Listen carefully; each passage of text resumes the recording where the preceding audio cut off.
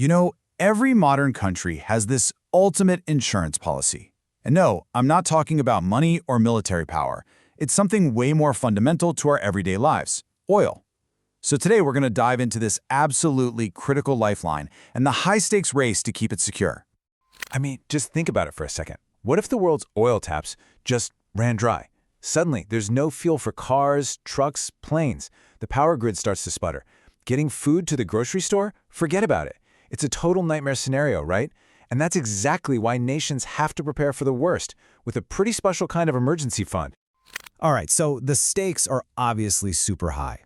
How does a country build a firewall against a global energy shock? Well, the answer for a lot of them is to create something called a strategic reserve. So what is a strategic petroleum reserve, or an SPR? Well, to put it simply, it's a giant stockpile of crude oil that's controlled by the government. The best way to think about it is like a nation's emergency fuel tank. It's usually tucked away in these super secure underground caverns, just sitting there, ready to be used the moment a major crisis hits. And let's be real, the need for this kind of insurance policy has never been more obvious. I mean, just look at what's been happening. You've got global conflicts like the war in Ukraine. You've got sanctions on big oil producers. You have OPEC cutting production. All of this stuff sends massive shockwaves through the supply chain. Prices go crazy, and it creates a ton of uncertainty for everyone. So, to really get a handle on the scale of this whole challenge, let's take a look at how the world's biggest economies are dealing with it. This will give us a good benchmark for what energy security really looks like on a global level. Okay, to put this all into perspective, let's look at the two biggest players in the game. First up, you've got the heavyweight champion of oil storage, the United States. Their authorized capacity is a truly staggering 727 million barrels. And nipping at their heels is China. They've been on a mission, rapidly building up their own reserves to power their huge economy and protect themselves from all that market craziness. I mean, together, these two giants have reserves that just dwarf what most other nations have. Okay, but here's where it gets really interesting. It's not just about the raw number of barrels. The metric that really matters is this: how many days of emergency supply does that give you? As you can see, the US and China, they've got enough to cover their needs for over a month. But India, well, India's in a very, very different boat. And that brings us right to the heart of our story today. India's unique and, honestly, pretty dangerous dependency on oil.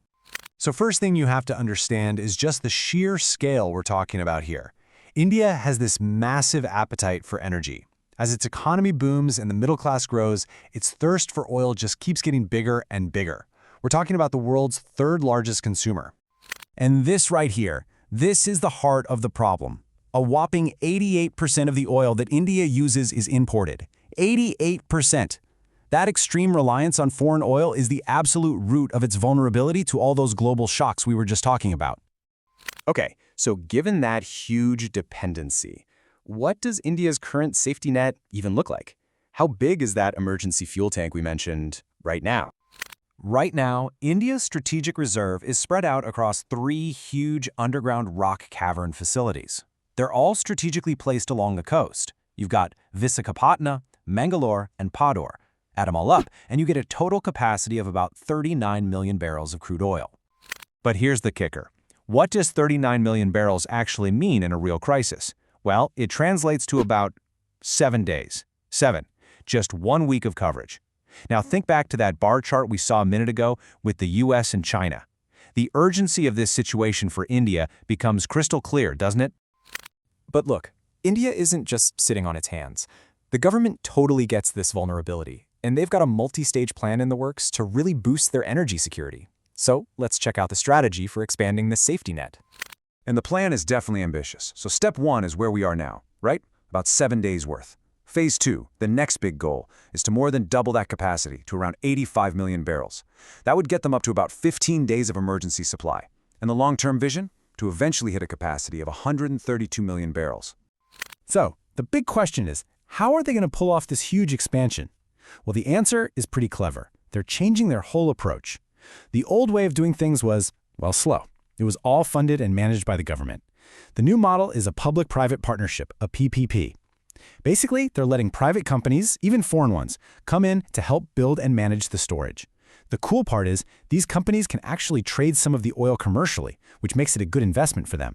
But, and this is key, the government always has the first right to that oil in a crisis. It's a really smart shift designed to speed things up and get more money flowing into the project. Which, of course, brings us to the final and most critical question of all.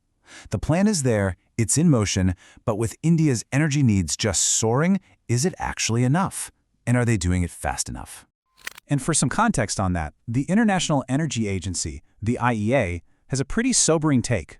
They're predicting that with its current growth, India could become the world's #1 oil importer. Think about that. That would make the country even more vulnerable, which means expanding these reserves isn't just important anymore, it's absolutely essential for national security. So that's where we're at. India is in a massive race against time. You have a booming economy, surging energy demand, and a huge reliance on imported oil. The question really isn't if they're moving in the right direction. They are. The real question is, can they build this energy safety net fast enough to keep up with their own incredible growth in a world that's, well, let's just say it's more unpredictable than ever?